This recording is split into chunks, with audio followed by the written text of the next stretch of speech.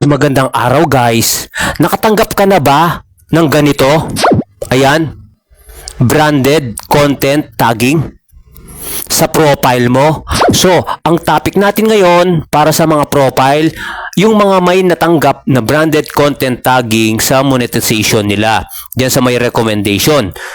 Okay? So, umpisahan na natin para hindi mahaba itong video ito. Pero bago natin simulan, i-like, i-share, at i-follow mo na rin ako para lagi kang updated sa mga bago nating video na ina-upload. Next slide tayo. Ayan guys, nasa Facebook na tayo. Pindutin mo yung what's on your mind. Pinindot ko na. And then, scroll mo pataas. Dito, scroll mo. Nakikita mo yung tag business partner. Pindutin mo yan. Tapos, si policy, pindutin mo yung blue. Ayun. Pindutin natin yan. Ayun. Guys, attention. Ito, focus ka dito. Nakalagay dito sa branded content tools is only available to certain pages in certain regions at this time. Take note guys, certain pages. Yun, sa mga pages lang. So sa ating mga profile, standby muna tayo. Back to camera tayo ha.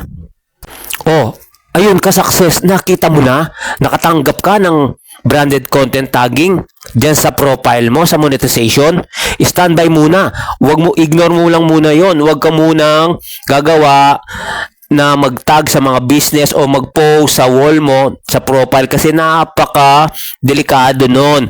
Magkaka-violate ka. Posibleng magkaka-violate ka. Kasi kung hindi mo na kumpleto yung process, actually, hindi pa nga tayo allowed as a profile.